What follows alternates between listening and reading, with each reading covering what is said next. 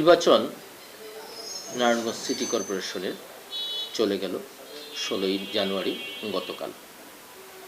সবাই নির্বাচনের পরে বিজয়ী প্রার্থীদের বক্তব্যে প্রচার করে এবং বিজয় মিছিল প্রচার করে। আমরা একটু ব্যতিক্রম কিছু করতে এলাম না, ইচ্ছে করে আসিনি। নারায়ণগঞ্জ সিটি কর্পোরেশনের 12 নং ওয়ার্ডের বিজিত প্রার্থী ঘুড়ি মার্কার সেলিম খান, তিনি ডাকলেন তার এলাকার ভোটারদের জন্য কিছু বলবেন। তিনি ভোটারদের প্রতি সন্তুষ্ট। তিনি নির্বাচনের জয় পরাজয়কে বড় করে দেখছেন না, তিনি দেখছেন এই সমাজের মানুষের ঘরে ঘরে এ যাবৎ যাওয়া হয়নি, অন্তত নির্বাচনের উসিলায় তিনি গিয়েছেন এবং সেজন্য তাদের কাছে কৃতজ্ঞতা প্রকাশ করার জন্য আমাদেরকে ডেকে পাঠিয়েছেন। এই জন্য আমরা চলে এসেছি। NNTV-র পক্ষ থেকে আমরা তার কথাগুলি আপনাদের কাছে পৌঁছে দেওয়ার জন্য চেষ্টা করছি।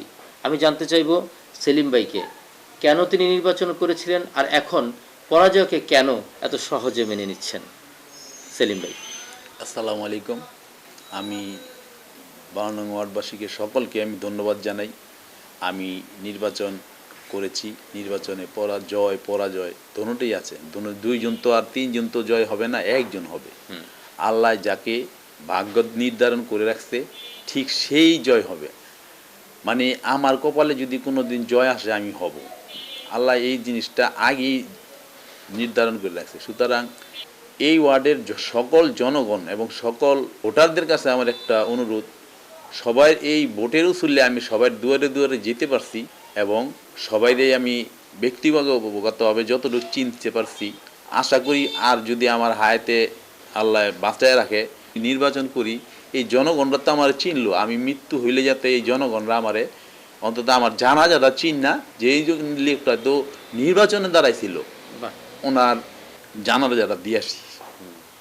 আর আমার প্রতিপক্ষ যে নির্বাচন করছে, প্রতিপক্ষ যারাই যে জয়লাভ করছে, যে আরেকজন যে জয়লাভ করে নাই, সবাইরে আমি ধন্যবাদ জানাই যে নির্বাচনে জয় পরাজয় আসি, যে নির্বাচনে একজন জয় হবে, তিনজন আর জয় হবে না। তে আল্লাহ চাহে তো আমি ওদেরকে ধন্যবাদ জানাই যে ওরা যাতে ভালোভাবে ভবিষ্যতে যদি আমি নির্বাচন নাও করি তাদের যাতে সহযোগিতা করতে পারি। আমি সবাইকে আরও ভোটারদেরকে ধন্যবাদ জানাই যে আমি কোনো সময় নির্বাচন করি নাই, আমি শুধু জাস্ট আপনাদের সাথে পরিচিত হব এবং ভবিষ্যতে যাতে আমি নির্বাচন করব যদি করি, এই জন্যই আর কি আপনাদের সাথে আমি সবার সাথে দেখা করতে পারি নাই। আমি 20-25 দিন হইল আমি নির্বাচনে প্রচারণা শুরু করছি। হয়তো এর আগেই আপনারা অন্য প্রার্থীদের কাছে জবানে আবদ্ধ হয়ে গেছেন, আমারে আর কি জবানে করেন নাই, আশ্বাস দিচ্ছেন, হয়তো এইবার না দিচ্ছেন, আবার ভবিষ্যতে দাঁড়াইলে আমাকে ভোট দিবেন। আপনারা তো যে জবান দিয়ে দিয়েছেন, ভোট একটা পবিত্র আমানত, এই পবিত্র আমানত হিসাবে যেই জবানটা দিয়েছেন আমি তাদেরকে ধন্যবাদ জানাই যে আপনারা ওই আমানত থেকে, জবান দেওয়া আমানত থেকে আমার আর ঘুরান নাই। এই জন্য আমি আপনাদের ধন্যবাদ জানাই। তা আশা করি সবাই ভালো থাকবেন। আমি আমার প্রতিপক্ষ যে জয়ী হয়েছে বা জয়ী হয় নাই সবাইকে ধন্যবাদ জানাই। কারো বিরুদ্ধে কেউ যেন অপপ্রচার না চালায়, যা সত্যি তাই ঘটনাটা যে বলেন। আরেকটা কথা বলতে চাই, নির্বাচন তো চলে গেল 16 তারিখ, আজকে নির্বাচন 16 তারিখ চলে গেছে, আজকে 17 তারিখ। এখন নির্বাচন করতে গেলে সবারই একটা কর্মী সমর্থক থাকে, কর্মী সমর্থকের মধ্যে হয়তো কিছু বিচ্ছিন্ন ঘটনা ঘটতেও পারে। সেই ঘটনার জন্য আমি আন্তরিকভাবে দুঃখিত এবং আমি ওয়ার্ডবাসীর কাছে মানে যদি এটি সত্যি ঘটনা হয় ওয়ার্ডবাসীর কাছে ক্ষমা চাই। এবং আর নির্বাচন চলে গেছে, আজকে 17 তারিখ, আজকে আমরা বিজয়ী প্রার্থী যে আছেন হয়তো ওনার বাড়িতে আমি আজকে না হয় কালকে মিষ্টিও নিয়ে যেতে পারি, যে নিয়ে গেলে যে আরে তুমি বিজয়ী হয়েছো, আল্লাহ তাকে তো আবার আমিও একসময় বিজয়ী হব, তুমি আমার পাশে যাই। এই ধারাবাহিকতাতে আমাদের নির্বাচনের পক্ষ বিপক্ষ প্রতিপক্ষের সাথে থাকে। এই জন্য আমি একটা এই মডেল হিসাবে এই জিনিসটা করতে চাই। সবাই এই জিনিসগুলি ভুলে গিয়ে আগামীতে যাতে আমরা সবাই এই নতুন নির্বাচিত কাউন্সিলরকে সহযোগিতা করে আমরা আরও এই ওর কাজের গতিকে ভালো করে দেই।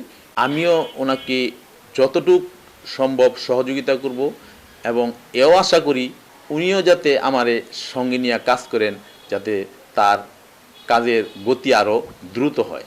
ওনার লক্ষ্য জনসেবা, মানব সেবা, এবং আমারও লক্ষ্য ছিল নির্বাচনে জয়ী হলে জনসেবা এবং মানব সেবা। জনসেবা এবং মানব সেবা যখন এক, তাই কেন আমরা একসাথে কাজ করতে পারবো না? আসেন আমরা একসাথে মিলেই সবাই কাজ করি। আমার যদি কোনো ভুল ত্রুটি হয়ে থাকে তাইলে ওয়ার্ডবাসী সকলেই আমাকে ক্ষমার দৃষ্টিতে দেখবেন। সবাই ভালো থাকেন, সুস্থ থাকেন।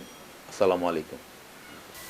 বিজিত প্রার্থী সেলিম খানের কথাগুলো শুনে জানি না আপনাদের কেমন লাগবে, তবে আমি মনে করি নির্বাচন একটা ভোটযুদ্ধ, নির্বাচন একটি গণতান্ত্রিক প্রক্রিয়া। এই গণতান্ত্রিক প্রক্রিয়া, গণতান্ত্রিক চর্চাটাকে যদি আমরা মনে প্রাণে ধারণ করতে পারি, আর আমরা যদি মনে করি যে উনি যা বলেছেন তাই সঠিক, এবং এইভাবে যদি এই ধারাবাহিকতা বজায় রেখে আমরা চলতে পারি, বিজিত প্রার্থীরা যদি নির্বাচনী পরপরই সমস্ত প্রতিপক্ষের বিষয় ভুলে গিয়ে সবাই একমত পোষণ করে এলাকার উন্নয়নের জন্য, জনগণের জন্য কাজ করতে পারি, মানব সেবার জন্য কাজ করতে পারি, তাহলে প্রত্যেকটা প্রার্থী, প্রত্যেকটা মানুষই জনগণের অন্তরের অন্তঃস্থলে ঠাঁই পাবে ইনশাল্লাহ। এবং সেই সৌন্দর্যে আজকের ওনার যে মনোভাব, ওনার যে মনের আকুতি শুনে ভালো লাগলো। মনে হয় এমন ঘটনা ইতিমধ্যে আমরা খুব কমই দেখেছি, কোনো প্রার্থী নির্বাচনে পরাজিত হয়ে এভাবে মিডিয়াকে ডেকে এনে ভোটারদের কাছে তার ভুল ত্রুটি তুলে ধরে ক্ষমা চেয়েছেন, এমন ঘটনা আগে ঘটেছে কিনা জানি না, তবে আমি বলবো এটা একটা বিরল দৃষ্টান্ত হয়ে থাকবে।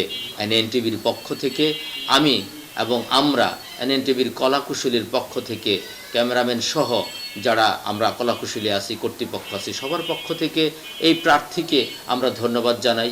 ধন্যবাদ জানাই 12 নং ওয়ার্ডবাসী সহ সকল ধর্ম, বর্ণ, দল, মত নির্বিশেষে যত মানুষ, যত জনগণ আছেন সবাইকে। আমরা শান্তির একটা পৃথিবী চাই, সেই শান্তির একটা সমাজ চাই সুন্দর। এই সেলিম খানের মতো মানুষগুলো যেন এই সুন্দর সমাজ গড়ার জন্য সামনের দিকেও এগিয়ে আসে। একবার চেষ্টা করে, কবিগুরু রবীন্দ্রনাথ ঠাকুর বলেছেন, একবার না পারিলে দেখো শতবার, পারিব না এ কথাটি বলিও না আর। আমি বলবো সেই কবিগুরু রবীন্দ্রনাথ ঠাকুরের সেই বাণীকে সামনে রেখে তিনি আবারও চেষ্টা করবেন, হয়তো ভবিষ্যতে এই জনগণের ভালোবাসায় কোনো একদিন তিনিও নির্বাচিত হবেন, জনসেবা করার সুযোগ পাবেন জনপ্রতিনিধি হয়ে। আপনাদের সবাইকে ধন্যবাদ জানাচ্ছি।